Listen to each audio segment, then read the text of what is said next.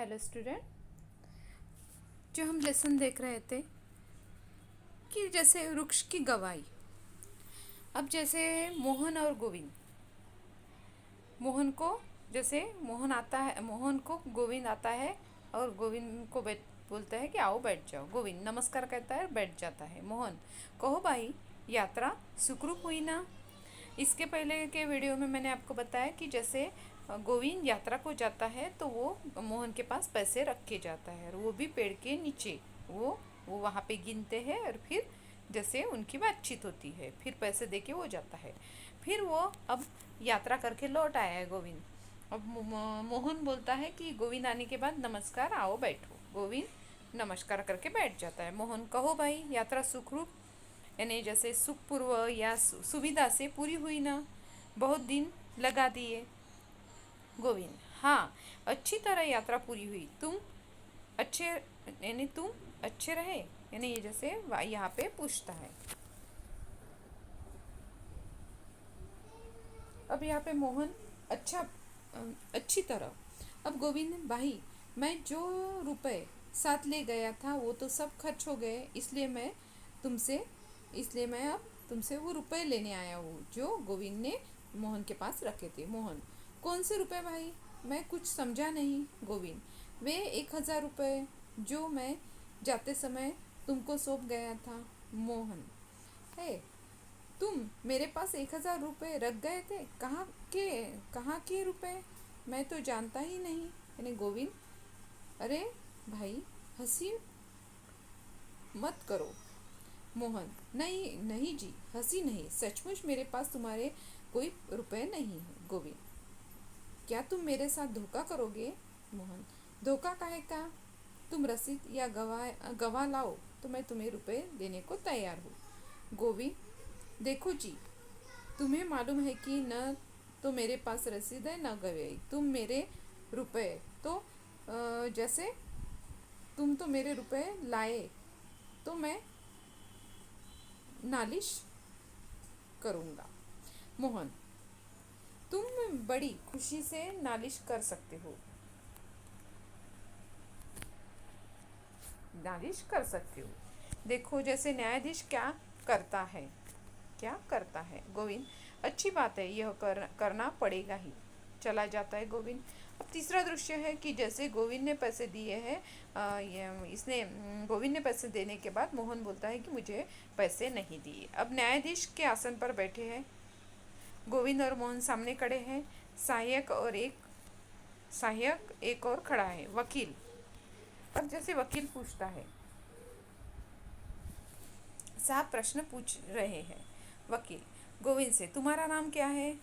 गोविंद, श्रीमान मेरा नाम गोविंद है। वकील, तुम क्या कहना चाहते हो? गोविंद, श्रीमान मैंने यात्रा के लिए जाते समय अपने मित्र मोहन के पास 1,000 रुपये जैसे रखने के लिए दिए थे, पर अब मोहन मेरे रुपए नहीं लौटाता। वह कहता कि मैंने तुम्हारे पास से मैंने उसे पैसे रखने के लिए नहीं दिए। अब यहाँ पे वकील, तुम्हारा नाम मोहन है? मोहन, जी हाँ। वकील, तुम्हारे पास गोविंद ने रुपए रखने के लिए दिए थे? मोहन, नहीं, उसने मेरे पास रुपए कभी नहीं रखे, यानी मेरे पास उसने कभी रुपए रखे ही नहीं। अब आगे जैसे वकील गोविंद से, मोहन ने तुमको रसीद दी थी, यानी जो रसीद देते हैं वो दी थी क्या? गोविंद, जी नहीं। मोहन मुस्कुराता है। वकील, रुपए देते समय कोई आदमी वहाँ था? गोविंद, नहीं श्रीमान, वहाँ कोई नहीं था। मोहन फिर से मुस्कुराता है। वकील, रुपए देते समय तुम किस स्थान पर थे? गोविंद, एक पीपल के पेड़ के पास। वकील न्यायाधीश की ओर देखता है। न्यायाधीश, तब तुम उस पेड़ को ही क्यों नहीं बुला लाते? गोविंद, श्रीमान पेड़ कैसे यहाँ आ सकता है? न्यायाधीश, आ सकता है, मैंने उसे आज्ञा दे दी है, वह अवश्य आएगा, जाओ। गोविंद जो आज्ञा जाता है। सब चकित हो जाते हैं और मुस्कुराते हैं। कुछ देर बाद न्यायाधीश मोहन की ओर देखता है और कहता है, न्यायाधीश, बड़ी देर हो गई है, गोविंद अब तक नहीं आया। मोहन, श्रीमान वह पेड़ 1 मील से दूर है, अभी तो गोविंद आधी ही दूरी पर पहुंचा होगा। न्यायाधीश, तुम यानी न्यायाधीश बोलता है, ठीक है, जैसे तुम सब जानते हो, अवश्य तुम्हारे पास उसने रुपए रखने के लिए दिए होंगे। अगर न रखे होते तो तुम्हें कैसे मालूम होता कि वह पेड़ एक मील दूर है। अब तुम्हारी कुशल इसमें ही है कि तुम सब हाल सचमुच में इन्हें क्या है वो सुना दो। अब जैसे है यहाँ पे मोहन कहता है कि गिड़गिड़ाकर दया कीजिए श्रीमान, मैं सचमुच में मेरे पास उसके रुपए ने जैसे नहीं थे, मैं अभी रुपए इन्हें मांग के देता हूँ, क्षमा कीजिए, ऐसे करता है। फिर न्यायाधीश शायद चले जाते हैं, मोहन को लेकर फिर उसके घर में जाते हैं और उससे रुपया ले लो। सहायक जो आज्ञा मोहन के साथ जाता है। अब क्या है, गोविंद, श्रीमान, मैंने कहा था ना, भला वृक्ष कैसे आ सकता है, भला वृक्ष कैसे आ सकता है। न्यायाधीश, तुम्हें मालूम नहीं था, जब तुम वहाँ गए थे तभी वृक्ष गवाही देकर चला गया। मोहन मोहन ने जैसे स्वीकार कर लिया कि तुमने उसे रुपए रखने के लिए दिए थे। लो ये थैली देखो, यही है ना तुम्हारी थैली। गोविंद देखकर, जी हाँ यही है। न्यायाधीश, रुपए गिनो। गोविंद, श्रीमान 1000 रुपये है। न्यायाधीश, अच्छा जाओ, अब कभी इस प्रकार बिना लिखा पढ़ी कि किसी के पास पैसे मत देना। गोविंद, जी हाँ, ऐसे करता हुआ प्रणाम करके श्रीमान को चला जाता है। अब न्यायाधीश मोहन को लेकर जाकर इन्हें उसे कैद में डाल देता है।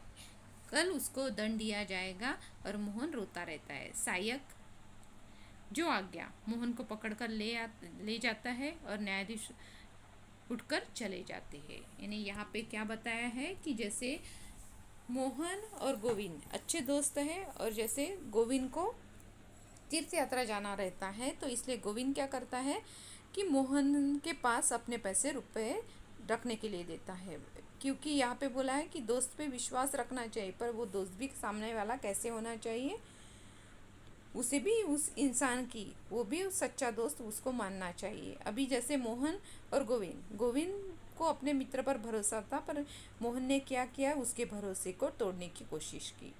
अभी जैसे पीपल का पेड़ गवाही देना, जैसे पीपल का पेड़ कहाँ है, कितनी दूर है, ये सिर्फ मोहन को पता था और मोहन ने वही न्यायाधीश के सामने बता दिया, इसलिए मोहन की जो चोरी थी वो पकड़ी गई। अब ऐसे ही है कि जैसे मोहन को कुछ बताना था तो मोहन ने वो जैसे पेड़ 1 मील दूरी पर है ये बताते हुए बता दिया कि वो पेड़ की जैसे दूरी कहाँ तक है, वो कहाँ तक उसे जाना पड़ेगा। ऐसा ही है कि जैसे एक मित्र पर इतना भरोसा नहीं रखना चाहिए। अब मोहन और गोविंद 2 दोस्त हैं, एक पीपल के पेड़ के पास गोविंद और मोहन 5 रुपये रखते हैं। मोहन के पास गोविंद रुपए रखने, मोहन के मन में वो खोट आ जाती है, वह रुपए लौटाने से इनकार कर देता है। न्यायाधीश वृक्ष को गवाह के लिए बुलाते हैं, गोविंद के पैसे लौटाते हैं। ईमानदारी, सच्चाई, अन्याय के खिलाफ बोलना। ईमानदारी है, सच्चाई है और अन्याय के खिलाफ बोलना है। तो यहाँ पे यही बताया है कि जैसे मित्र पर भी भरोसा रखो तो मित्र कैसा होना चाहिए, उसे भी जो मित्रता है उसका ज्ञान होना चाहिए। अब यहाँ पे जैसे रसीद नहीं लेता, वो अपने मित्र पर भरोसा रख देता है, पर मोहन वैसा नहीं रहता, उसके भरोसे को तोड़ने की कोशिश करता है। पर आखिर में न्याय किसे मिलता है, गोविंद को।